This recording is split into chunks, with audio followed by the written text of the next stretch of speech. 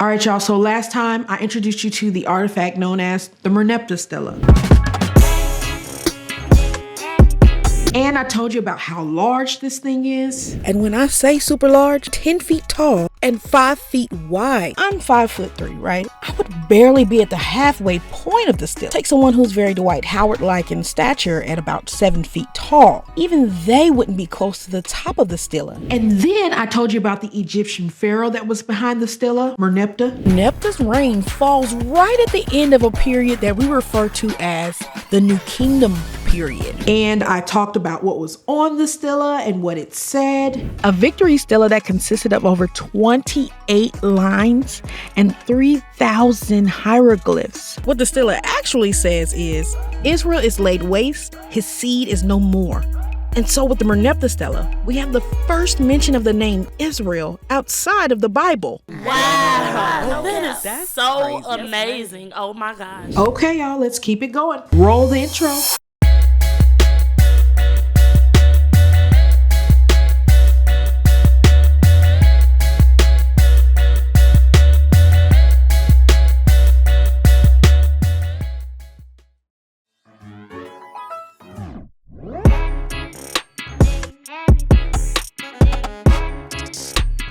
The Merneptah Stele, at the hands of Merneptah himself, narrates a war and some battles that occurred in the area of Canaan that's not in the Bible, but one that is connected to the Bible in that it mentions the nation or the people of Israel.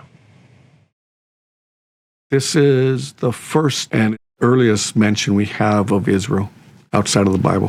One of the things we've got to take away from the Merneptah Stele is how it contributes to our understanding of the Bible within its historical context. So the Merneptah Stele dates to the end of the 13th century BCE, around 1205 BCE to be more exact. Now, if we were to connect the Israel of the Merneptah Stele with the Israel of the Bible, and numerous scholars would see this as a reasonable connection, but let me keep it real with y'all. There are other respected scholars who would strongly disagree. But based upon the context of the stele and the archaeological data from the same period, it's quite reasonable to connect the Israel from Merneptah Stele to the Israel of the Bible, which means that the Merneptah Stele is talking about a 13th century ancient Israel. Girl, now wait, what does that mean? So the Merneptah Stele is talking about a late 13th century BCE ancient Israel. And that would be the ancient Israel from the book of Judges. The Israel of the Merneptah Stele is in the earlier stages of Israel becoming a state. In the stele itself, it also reflects that. So let me explain what he means. Everybody listed on the Merneptah Stele is identified as a city-state or some type of political entity.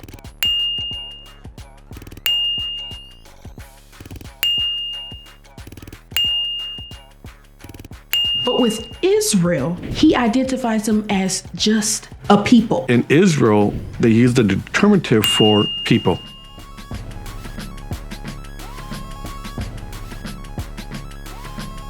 And so we have to assume that Israel isn't a state yet. Israel isn't a political entity. It's probably just still a tribe or a group of people. To mention them as a people says something about them being a loose band of folk that is accurately described in the book of Judges. When we talk about ancient Israel during the time of the book of Judges, ancient Israel is no longer this wandering, homeless people being led by Moses, nor are they the early settlement, battle-worn people under Joshua.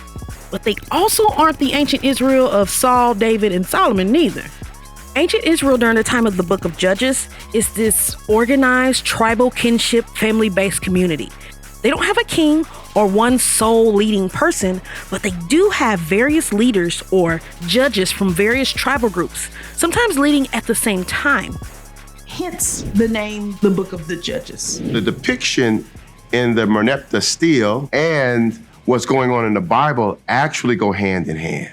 You know, I think the biggest thing that we Bible students need to take away from the Merneptah Stele is its literary or writing style.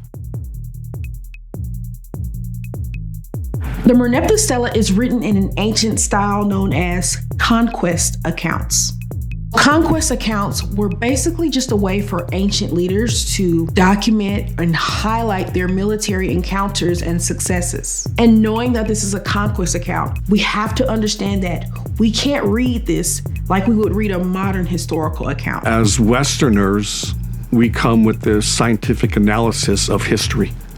And so we expect it to be exact. In ancient history, we don't have such extreme documentation. Oftentimes, conquest accounts were written as poems or diary entries or hymns. And it was real common for these ancient writers to use a lot of hyperbole. What?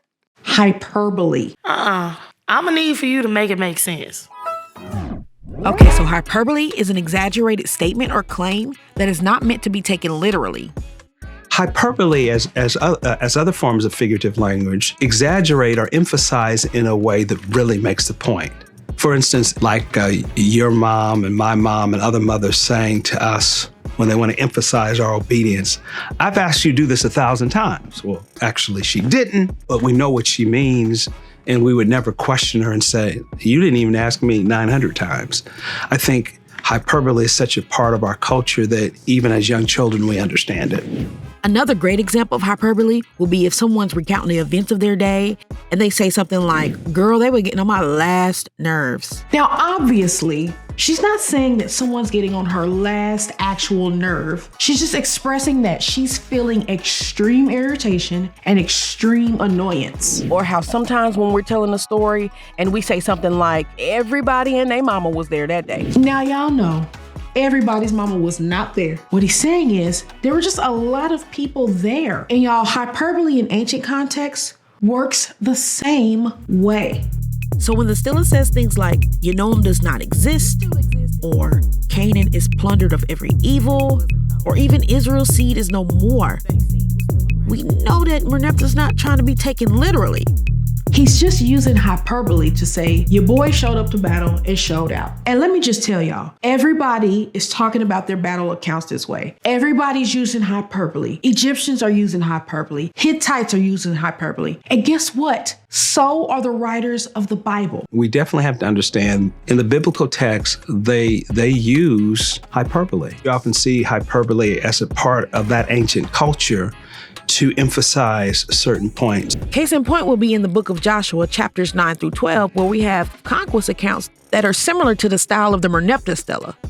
You read stuff like, "They totally destroyed them all," or "They took the entire land."